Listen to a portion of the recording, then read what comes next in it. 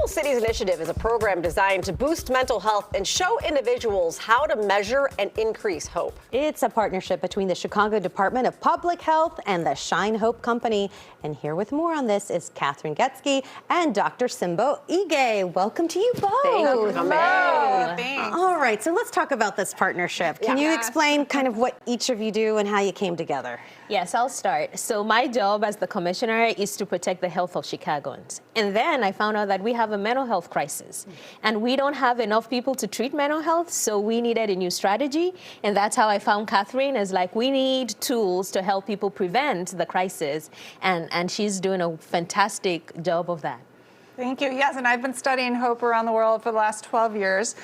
We have evidence-based programming that teaches hope is a skill, hope is measurable, and we've been able to show that as you increase your hope score, anxiety and depression decreases. So hope is a protective factor for anxiety, depression, violence, addiction, and it's measurable and teachable. That's so interesting because it feels like hope is just something that's floating out there that you hope to find someday in the etherverse. But you can physically teach someone how to be more hopeful? Yes, absolutely. How do you do that? Yes. Tell us.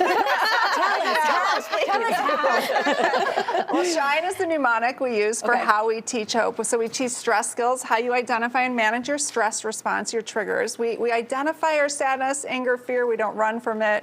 We identify and learn how to manage it in healthier ways. The H is happiness habits, so how we cultivate those happy hormones, how we get our dopamine, our serotonin in healthy ways. Inspired actions, so how we set goals, overcome obstacles to goals, re-goals. The N is nourishing networks, and the E is eliminating challenges, which are the negative thinking patterns that get in the way of our ability to hope, which are, we have a lot of those. Yes. Wow, incredible.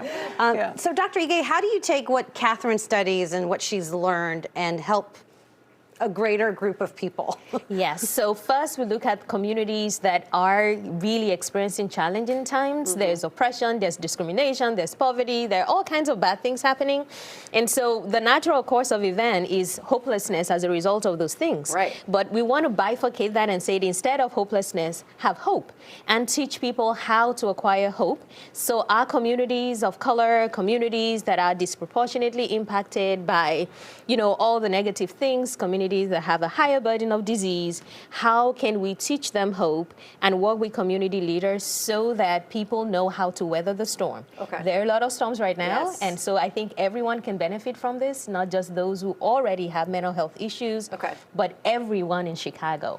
And so we are creating workshops and spaces and events like this so people know we have resources and how they can access those resources. Because you guys are twofold, really, where you're trying to get to kids and make them hopeful in the beginning, and then the folks who are already in a difficult situation, how to find hope in their lives. That's right. Yep, how to cultivate hope. So we have educator guides, so we have programming for teachers, or if you have a place of worship or after-school programs can use these. We have a teen program that's peer-to-peer, so teens can download workbook. This is all available at no cost, thanks to the city and our landing page.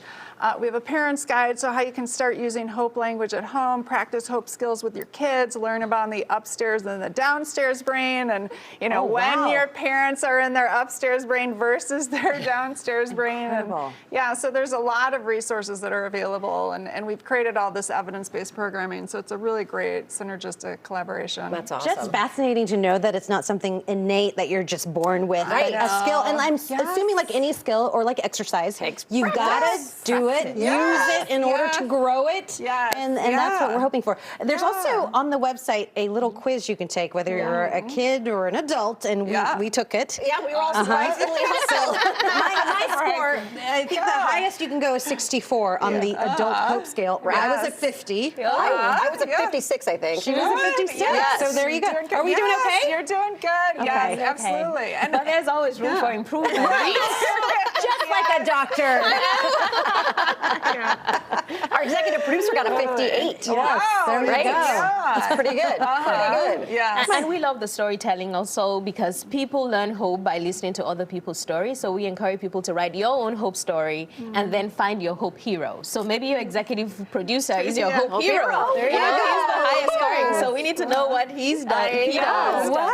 Yeah. Okay. Thank you so much for joining us. Absolutely. Check out the website and scan the social media handles for yourself. You can take the test. You can get resources for your kids. You can get resources for yourself and your community. So make sure you look there.